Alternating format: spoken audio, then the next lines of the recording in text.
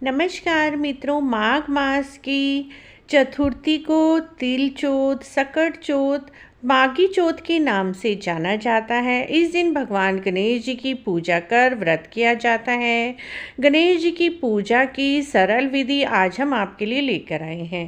तो ये देखिए, एक चौकी पर हमने लाल रंग का वस्त्र बिछा लिया है और उसके ऊपर गणेश जी महाराज की एक हमने बहुत सुंदर चित्र लिया है और साथ में मूर्ति ली है। मूर्ति को भी हमने चावलों का आसन देकर विराजमान कर लिया है। उसके बाद चौकी के सामने जो भी आपको रंगोली आती है वो बना लीजिए।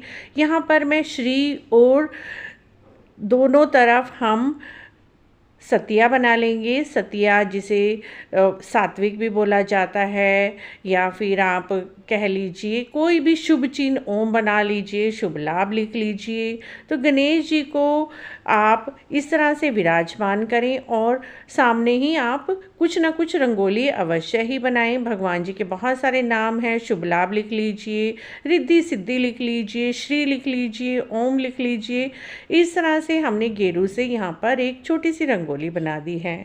उसके बाद भगवान गणेश जी को हमने थोड़े से फूल अर्पित कर दिए हैं, जो भी फूल आपके पास हैं।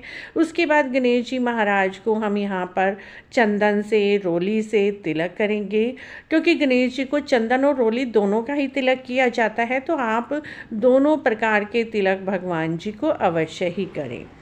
तिल चौथ पर तिल का भी बहुत महत्व है और साथ में कथा का भी बहुत महत्व है।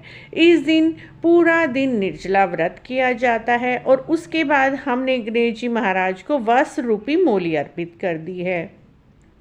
यदि आपके पास जनेऊ है तो जनेऊ भी अर्पित कर सकते हैं, जनेऊ नहीं है तो कोई बात नहीं, आप मोली भी अर्पित कर सकते हैं। भगवान जी को मोली भी बहुत प्रिय है। आप जनेऊ का ध्यान करके मोली अर्पित कर दीजिए। उसके बाद भगवान जी को दूर्वा घास इस दिन अवश्य ही अर्पित करें।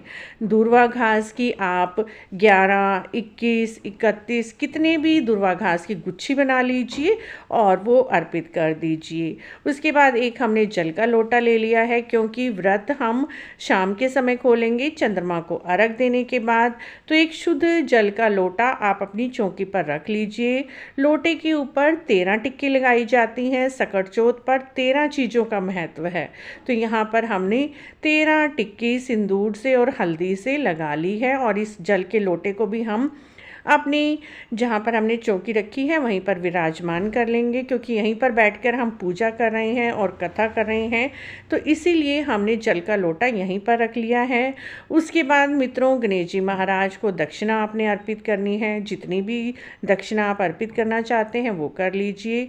इसके बाद तिल गुड़ के लड्डू, तिल गुड़ के लड्डू आपको 2 जगह लेने हैं। एक तो बायना निकाल कर जो आपको सासू माँ को देना है, और उसके बाद एक भोग प्रसाद भगवान जी को लगाने के लिए, क्योंकि जब हम व्रत का पारण करेंगे तो इन्हीं तिल के लड्डू को सबसे पहले खाएंगे और उसके बाद आप सात्विक भोजन कर सकते हैं।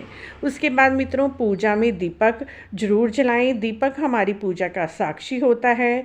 यदि आपके पास तिल का तेल है तो तिल के तेल का आप दीपक जला लीजिए, नहीं तो आप देसी घी का दीपक जलाकर उसके अंदर थोड़े से तिल डाल लीजिए, क्योंकि माघी चौथ पर तिल का अत्यंत महत्व है। तो तिल से बनी हुई सभी चीज़ें आप प्रयोग करें तो बहुत ही शुभ होता है। उसके बाद यहीं पर बैठकर हम अपनी कथा करेंगे। अपने हाथ में थोड़े से तिल और थोड़ा सा हमने गुड़ ले लिया है और उसके बाद अपने आप को भी आप तिलक कर लीजिए। यदि आपके साथ आपके बच्चे बैठे हैं तो बच्चों को भी आप पूजा में ज़रूर बिठाएं और उन्हें भी तिलक करें, क्योंकि यह व्रत संतान के लिए होता है, संतान की दीर्घायु के लिए, उन्नति के लिए, तरक्की के लिए। जिन्हें संतान की कामना है वो भी इस व्रत को करें तो अवश्य ही संतान की कामना पूरी होती है। इस तरह से मित्रों, हमने हाथ में कुछ तिल के दाने ले लिए हैं। भगवान जी को भोग प्रसाद फल फ्रूट अर्पित कर दिया है और यहीं पर बैठकर हम सकट चौथ की कहानी सुन लेंगे या पढ़ लेंगे। तो ये मेरे पास एक किताब है, इसी में से मैं सकट चौथ की कहानी पढ़ लूँगी। सकट चौथ पर कहानी अवश्य ही करनी चाहिए, सुननी भी चाहिए। यदि आपके पास किताब नहीं है तो आप हमारे चैनल पर जाकर भी सकट चौथ की कहानी सुन सकते हैं। सकट चौथ की कहानी सुनने के बाद जो आपने हाथ में तिल के दाने लिए हुए थे, या तो वो लोटे में रख लीजिए या फिर आप अपनी चुन्नी के पल्ले में इन दानों को बांध लीजिए, क्योंकि जब हम चंद्रमा को अर्घ देंगे तो इन तिल के दानों को हाथ में लेकर और लोटे के साथ जल अर्पित करते हुए चंद्रमा महाराज को अर्घ देंगे। तो ये तिल के दाने हमने अपने दुपट्टे के पल्ले में बांध लिए हैं और उसके बाद यहीं पर बैठकर हम गणेश जी महाराज की बड़ी ही प्रेम पूर्वक आरती करेंगे, जो भी आरती आती है। उसके बाद हाथ जोड़ेंगे और अपनी पूजा की सफलता की कामना करेंगे। गणेश जी महाराज को अपने मन की मनोकामना बोलेंगे। इस तरह से मित्रों, तिल चौथ की, सकट चौथ की आप चौकी लगाकर अवश्य ही पूजा करें। गणेश जी महाराज की बड़ी ये चतुर्थी होती है, इसका व्रत करने से मन की सभी मुराद पूरी होती हैं।